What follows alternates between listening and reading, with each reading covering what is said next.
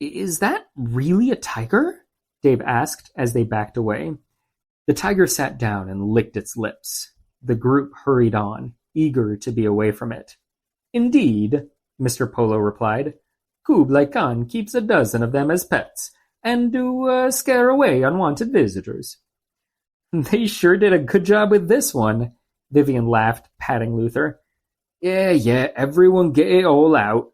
No one's going to be giggling when that thing takes a head off, Luther said. Even mine. They continued, all a little nervous now, with plenty of looks back at the tiger cage. Do they ever get out? Dave asked. Once or twice, Mr. Polo replied. The Khan has a few animal keepers for his little zoo. This guy's so rich he's got his own zoo, Dave whispered to Vivian.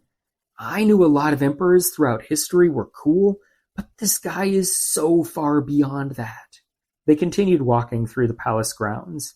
It was laid out in more or less a grid pattern. Mr. Polo explained that the largest and most elegant buildings were in a line in the middle, with the nicest halfway between the middle and the sides. With this description, Amelia was able to get an idea of where things were. As they walked, they saw knots of people, both men and women, dressed in beautiful robes, all sewn with elegant embroidery. They were quiet and serious, as though they had the most important things in the world to discuss. Amelia caught a few glimpses of one person, a small man in a grayish-white robe, with his hood up. He always kept his distance, but Amelia got the sense he was following them. She tugged on Mr. Polo's sleeve at a moment when she was sure he could turn around and see the other man. I think there's someone following us. Mr. Polo looked in the direction she pointed, and a frown darkened his face. I don't see anyone. Amelia checked over her shoulder. Oh, I was sure someone was there a second ago. Probably one of the Empress's spies, Mr. Polo said. She has had them following me for years. Nothing to worry about. They continued until they came to the largest building in the palace grounds.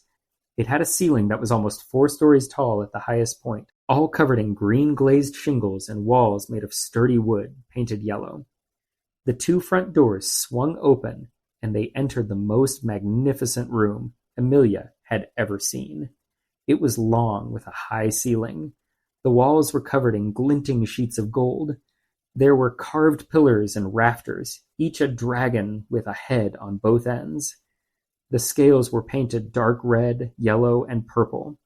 A stone lion sat at the base of each pillar, a guard in armor beside it. There were 2 guards standing near the front of the hall. All the way at the back, a magnificent golden throne sat on a stage. Coco, Mr. Polo, and May went to join a group of people standing to the right of the throne.